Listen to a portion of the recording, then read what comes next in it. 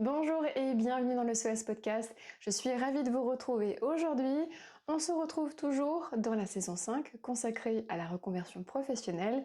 Et aujourd'hui, on va passer à la deuxième partie de ce 8e épisode. Mais avant de vous laisser avec la suite, avec cette deuxième partie qui, vous allez voir, est tout aussi intéressante que la première. D'ailleurs, si vous n'avez pas écouté ou visionné la première partie, je vais vous y encourager extrêmement chaleureusement. Alors je pointe les doigts vers le i si vous êtes sur YouTube.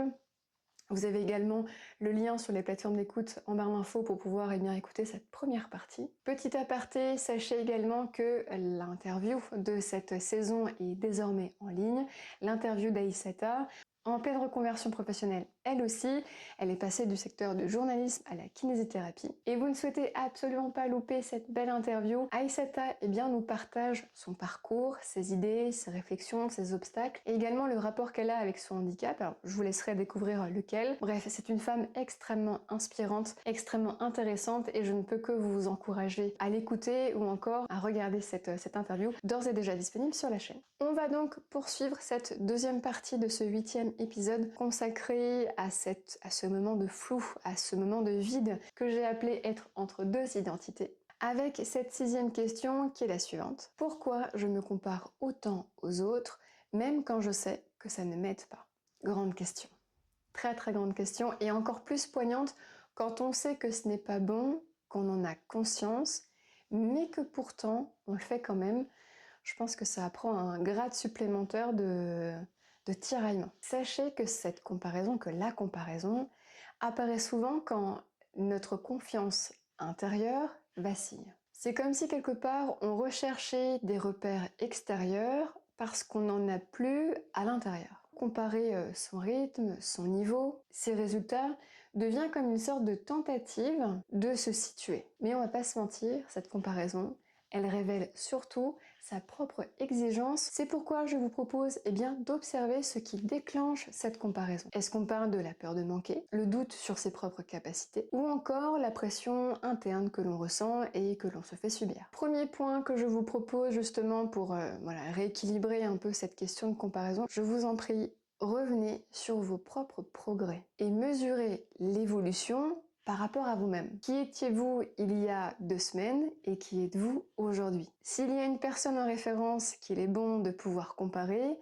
c'est peut-être vous-même. Non pas pour vous tirailler plus encore, bien au contraire, mais de vous permettre d'identifier tout le chemin parcouru depuis un point déterminable. Puis, identifier les avantages à rester focalisé sur vos propres apprentissages plutôt que de ceux des autres. En d'autres termes, je vous propose de transformer cette comparaison en curiosité plutôt qu'un jugement et de vous poser des questions comme la suivante. Qu'est-ce que je peux apprendre de l'autre sans me dévaluer? Je vous propose justement de créer une profonde transformation de point de vue. Voilà pour cette 6e question.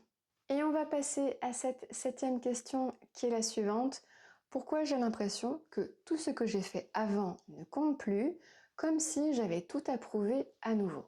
Alors c'est évident, changer de métier peut donner cette impression que vous repartez à zéro, alors que ce n'est absolument pas le cas. Car oui, les compétences que vous aviez par le passé, elles n'ont pas disparu, elles ne sont juste plus immédiatement visibles. Ce sentiment de devoir à nouveau faire ses preuves vient très souvent du fait que la reconnaissance que nous avions, à cet endroit, n'est plus acquise. Alors, je vous rassure, c'est pas du tout une perte de valeur professionnelle, valeur personnelle, absolument pas.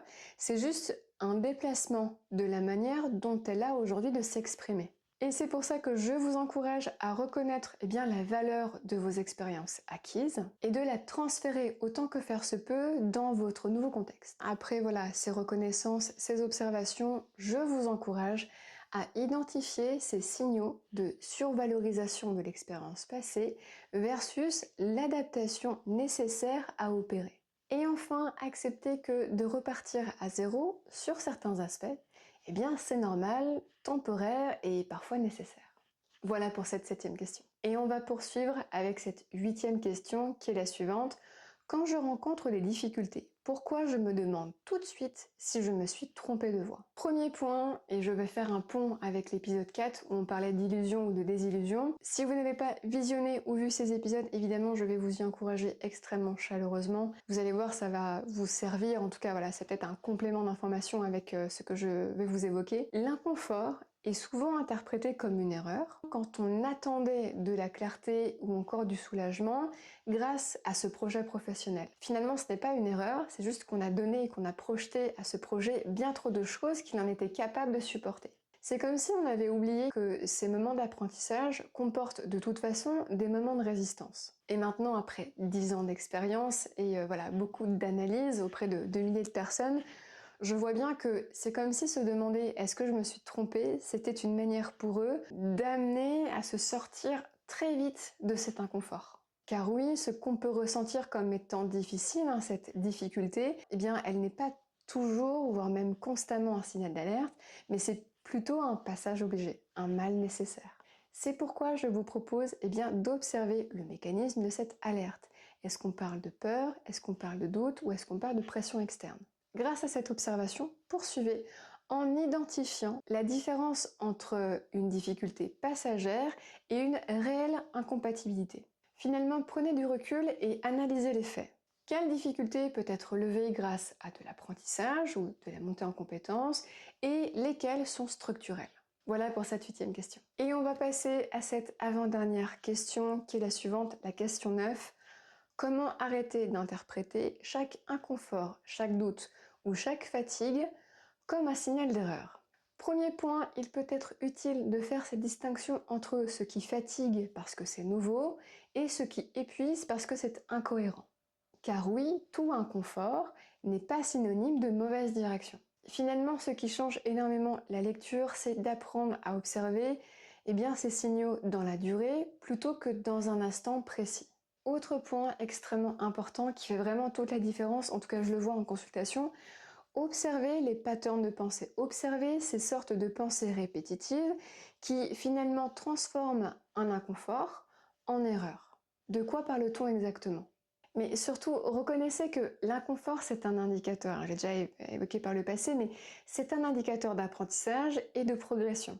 Et puisqu'on parle d'émotions, évidemment, je vais vous encourager à apprendre à les identifier, à les accueillir et surtout à ne pas les juger, à les interpréter comme des sources d'informations qui vous permettent de vous donner des éléments que votre corps ressent, qu'il est important de faire remonter à votre mental. Et en acceptant de les accueillir, de ne pas les juger, ces émotions, et d'en faire comme des sources d'information, vous allez pouvoir décomposer les situations et distinguer ce qui est réel, c'est-à-dire les compétences, les méthodes que vous mettez en œuvre par exemple, et de ce qui est émotionnel. Voilà pour cette 9e question. Et on va terminer avec cette 10e question qui va comme suit. À quel moment on arrête de se sentir en formation ou débutant et on commence vraiment à se sentir légitime? Premier point, la légitimité ne vient pas d'un diplôme ou d'une date précise. Croyez-moi. Elle se construit quand on commence à se faire confiance, et cela même si c'est imparfait. C'est ce que je vois énormément en consultation, cette sensation de devoir être totalement prêt, d'avoir toutes les informations à 100% avant de réellement agir pour se sentir totalement légitime. En fait, on attend de se sentir prêt pour agir alors que c'est l'action répétée qui crée notre légitimité. C'est pourquoi je vous propose d'observer tous ces moments où vous agissez avec confiance, avec compétence, avec une certaine forme d'autonomie, et cela même si vous êtes encore en apprentissage. Puis identifier toutes ces étapes qui ont permis la consolidation de votre savoir-faire pour vous permettre de renforcer votre légitimité. Retenez vraiment que cette question de légitimité, elle se construit avec le temps, elle se construit au travers de vos actions, elle se construit grâce à votre expérience, alors qu'elle soit terrain ou non, peu importe. Mais il n'est pas question de créer une sorte d'instantané de légitimité. Très sincèrement, je ne connais pas ce type de légitimité-là, ou alors il faudrait peut-être me l'expliquer. Mais si on parle de la même légitimité, celle-ci, elle se construit avec le temps, elle ne se construit pas dans une sorte d'instantané. Et je vais terminer cette réponse avec une réflexion puissante que je donne énormément en coaching, en consultation, en gestion de carrière également. Donnez-vous le droit d'être légitime avant d'être parfait. Car oui, la perfection n'existe pas. Je ne suis pas la seule à vous le dire, à vous le partager. Vous l'avez déjà certainement entendu, en tout cas si c'est la première fois, je vous le confirme. La perfection n'existe pas. Et même si vous voulez, disons, voir les choses autrement, faites de ce qui vous paraît imparfait pour vous, et bien votre perfection. Voilà pour cette 10e question. Et nous voilà arrivés à la fin de ce 8e épisode dédié à l'entre-deux identité. J'espère que cet épisode vous a plu. Avant de nous quitter, évidemment, n'oubliez pas de vous abonner, d'activer les notifications, mais également de liker cette vidéo. Si vous êtes sur les plateformes d'écoute, eh bien, avant de partir, à laisser au podcast une évaluation 5 étoiles, ça aide énormément mon travail. Sachez que sur l'ensemble des plateformes, vous pouvez me laisser un mot commenté. Je serai ravie de vous lire, alors n'hésitez plus. Sachez également que le SOS Podcast a une page Instagram. J'y suis extrêmement active, alors n'hésitez plus. Vous pouvez m'y rejoindre tout de suite. Je viens en live tous les midis et je vous partage des éléments complémentaires, voilà, des conseils, des avis, des retours d'expérience qui peuvent compléter les informations que vous retrouverez d'ores et déjà dans cet épisode. Je vous partage également un peu plus de ma vie, voilà, de ma vie personnelle, mais également les événements auxquels j'assiste. Voilà, j'aime vous partager un peu de moi et de vous permettre d'avoir une certaine proximité avec la personne derrière ce podcast. Et sachez également que la nouvelle interview du SOS Podcast est d'ores et déjà en ligne, qui est en référence avec cette saison 5 consacrée à la reconversion professionnelle. J'interviewe Aïssata en pleine reconversion professionnelle, qui est passée du secteur du journalisme à la kinésithérapie. Aïssata, alias Maître Yoda, nous a donné dans cette interview énormément de conseils. Son point de vue sur la vie, certes, mais également sur ses propres difficultés. Voilà, Aïssata est porteuse d'un handicap, je vous laisserai le découvrir, et son retour d'expérience et sa ténacité, son courage est vraiment formidable. Aussi, je vous encourage vraiment à écouter cette nouvelle interview qui est d'ores et déjà disponible sur la chaîne. Vous retrouverez également en barre d'infos le lien de mon site internet. Je vous encourage à y faire un tour. Vous retrouverez toutes les informations qui vous paraîtront nécessaires. Voilà, mes consultations, ma spécialité, la manière dont j'ai d'opérer dans mes consultations, mes tarifs, etc. Tout est en barre d'infos. Vous retrouverez également le lien de mon formulaire qui vous permet de rester en contact avec moi, voilà, de me poser des questions, voilà, comment ça se passe les consultations, présentielles, distancielles, voilà, moi je veux travailler là-dessus, comment ça se passe, est-ce que ça se fait en un rendez-vous ou plusieurs, voilà, donc n'hésitez pas à me poser toutes les questions, évidemment je me ferai un plaisir de vous répondre, et à nouveau, hein, vous avez aussi la section commentaires là juste en dessous, qui vous permet de me poser des questions. Si ça me paraît totalement accessible, évidemment je vous réponds dans l'instant T, bien entendu, surtout si ça peut aider toute la communauté. En revanche, voilà, si je sens que c'est une question vraiment extrêmement spécifique, voilà, je vous recontacte en DM et on essaie de caler ensemble une consultation présentielle, distancielle, bref, on verra ça ensemble. Donc tout est en barre d'infos. Merci infiniment pour votre présence, merci pour vos likes, merci pour vos abonnements, merci infiniment. Moi, j'étais ravie de vous avoir aujourd'hui pour cet épisode 8. N'oubliez pas, dans ce podcast, on avance pas à pas, et moi je vous dis à très vite. And that's a wrap. Votre projet professionnel, finalement. Alors, mon chat est en train de me regarder avec des yeux d'amoureux. Et c'est difficile de ne pas craquer. Mais moi aussi je t'aime, mais je travaille là. Arrête de me regarder comme ça. Oui, parce que là j'ai qu'une envie, c'est de stopper, de rejoindre cette beauté et de câliner. Voilà. Mais ça va pas être possible. Ah, allez, hop. Ensuite, on va se mettre devant un bon bouquin et ça va être fantastique.